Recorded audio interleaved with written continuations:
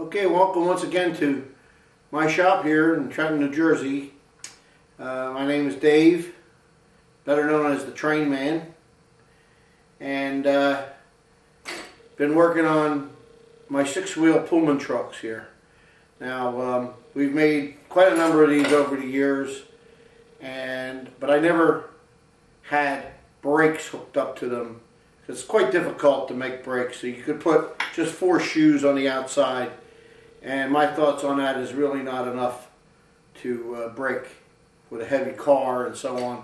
So I never had the opportunity to make what they call clasp brakes, C-L-A-S-P brakes, 2 shoes per wheel.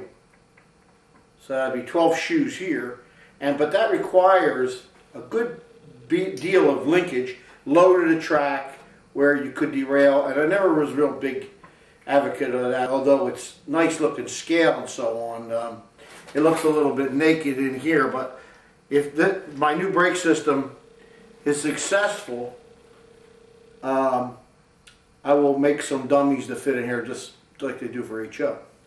What I've been working on here now, I come up with this concept, or maybe I'll call it a brainstorm, of using a band brake that I researched on the internet, and I found on these little scooters, the electric scooters the kids use.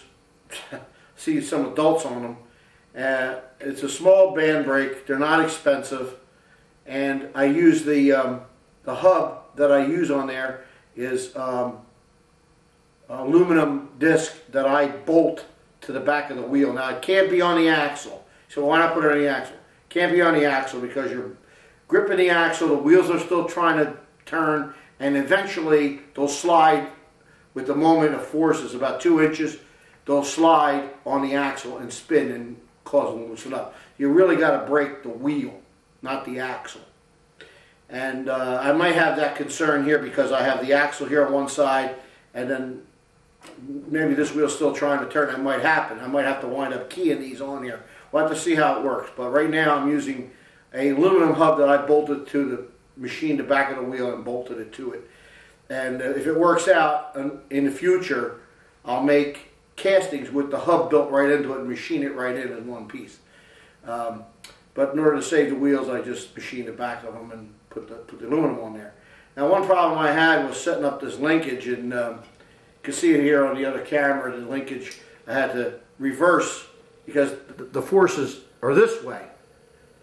And you say, well, why couldn't you use you could use the freight type braking? Yeah, you could do that, but there was no way to put the linkage up in here. So through experimentation, wood and pieces of wire and stuff, just to get the action, to see how the action works, I was able to come up with a system. I got an anchor point right here, and then on this end, this lever has to float. So as it tightens up on the one here, tightens up here, it still could continue to pull on this one to tighten up the other side. So you can see it here as I go down and I pull pressure this way, it tightens up, and you can see I'm pushing on that.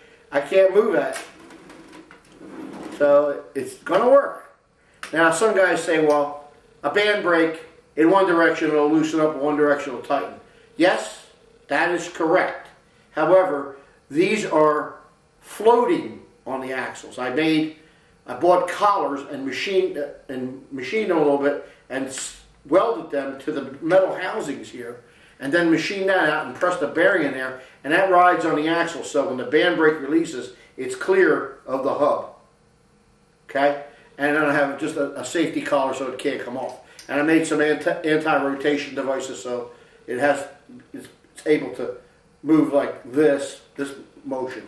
So I'm hoping for the best on this. I think it's going to work very, very good. It's going to eliminate a lot of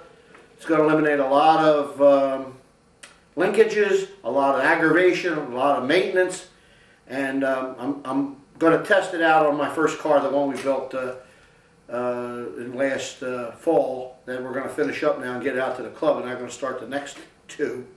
I'm going to build 4 altogether. I got 1 done. I also had an observation car with 6-wheel trucks, which I'll convert over. and so on. But it looks like this is going to work out really well. I'm excited about it. I got only 2 wheels, 2 axles of braking, but you know what? These guys that are using the vacuum brakes, which to me is an antiquated system at one point in time, 1970s, that was the way to go. But today, I personally like the air brake, and we know all about that. I got the triple valve and so on. So I'm really happy about it. I'm excited to try it. I finally worked out the linkages, and it's going to work pretty good. That's of course, when the momentum's on there, it's going to move, but that's pretty tight. You can get proportionate braking, and the linkage all works pretty good. And of course, when I made this setup, and I was pretty sure it was going to work, I made another set for the other truck, so I got the pair done. And then if everything works out, I'll convert all of the trucks. I'll make all the parts and do them all at one time. Now, as far as the springing, that's a whole other thing. Funny thing with passenger cars are the cars in general, average car, 70 tons. Okay, about 70 tons. I think 70 tons. Yeah. Anyway, 70-ton car. Now, think about this. Think about this. You got, what, 2 tons of people going in there? Maybe 3,000 pounds of people sitting in there. I don't know. Even 4,000. It nowhere near comes the total weight of the car. So when they make the springing of the car, it's sprung for the weight of the car empties, which compresses the springs, the leaf springs, and so on down. Now they put the maximum capacity. It goes down very, very little. We just have the total opposite in the hobby. We have a light car with a lot of weight in there. You put 3 people in there, and back in the day, Railroad Supply was an advocate of 4 passengers. Entirely too many. I'm doing 3, but probably 2 would even be better. You say, well, it's a big long car, why not put 3 people? You can, but suppose you get 3 250 pounders in there. Now you got 750 pounds in that car. That's a lot of weight. I'm 200. I just about compressed this. So I think with the weight of the car plus this, it's going to work out. And I'm looking for the rideability, so when it's light, it's not going to be stiff. It's going to ride down the track okay. We're lucky at PLS we have a really smooth track, so but some of these other tracks that we've been to up and down like a roller coaster, I don't know how it's going to fare out, but I think we'll be okay. And I'm a big advocate of, in here, using a dummy leaf spring. Where is it? Somewhere up here. Here it is. And we'll put it over here. You can see it. And I used some spring steel, and I made them up models, and I did them in my die cast machine. It has a post in the center here, right here. You can see that here. And of course, that's just so obviously it couldn't work, so it has to have some way to have the pressure between here, and that's what you see in here. Now, when they're all painted, you really can't tell the difference. But I'm using the coil springs for the ride, and that works fine. You don't need to have all that springing. The Railroad Supply used to make the springs, the real springs, and there's a lot of them out there, the real springs, the real leaf spring. My thoughts are they're a little too stiff. You have a problem where they join, they slip off. They don't have the curlicue, like this shows the end of the curlicue here. Show it over here. And with a pin going through, you don't have that situation here. And my thoughts are that I'd rather have the swing motion versus the pressure this way. The coil springs are enough to carry it. I got 2 coil springs in there. 1-inch one, and then maybe a 1/2 inch one inside that. They're not opposite wound. They're same hand, right hand, whatever. I know all about that. They lock in and all that. It's hard to find that left and right hand thread, the springs. So, but I never had a problem with it. Originally, I had these set up that when the weight came down, it picked up the next spring. That didn't work out because there's not a whole lot of travel in here. So I just put some shims in here. So now it's carrying the weight on all there's 8 springs in here carrying all 8 springs, and it should be fine. You can see I can push it down, so that'll give me the weight of the car, and then plus the rest of the weight goes down, it'll carry it. Nice, kind of nice. And I've never really had any problem with my trucks.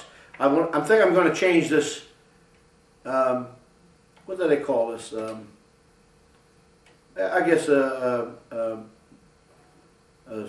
equalizer or something they call this across here. I'm going to make it a little bit higher so that it comes up more of an angle up in here and then down, so that it clears the bolts. There's bolts behind here, and it's hitting the bolts right now, and I'm not getting the full spring. So I want to make a different casting there and make it up a little bit higher, and then I can change the strike pads under the car.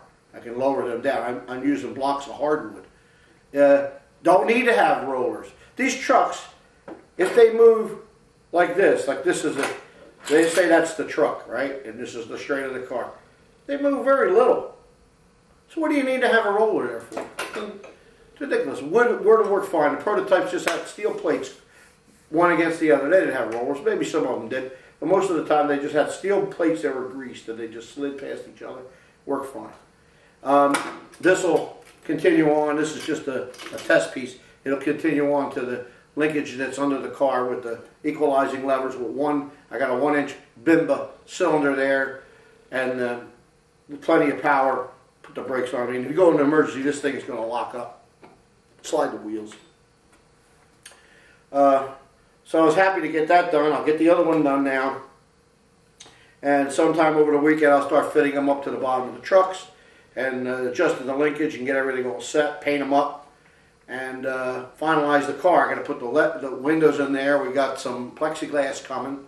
We got to get it cut up, and we're going to glue that into the windows. And I mentioned it before. I use a light smoke, which if you put clear, you might as well not put anything because you can see right through it anyway.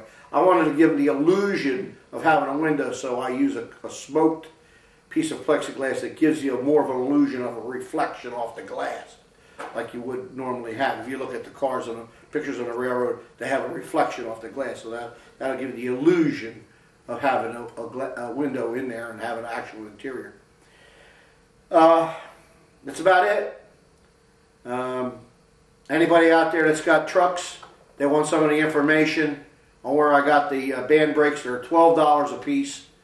They're certainly worth it. I do, of course, modifications to them.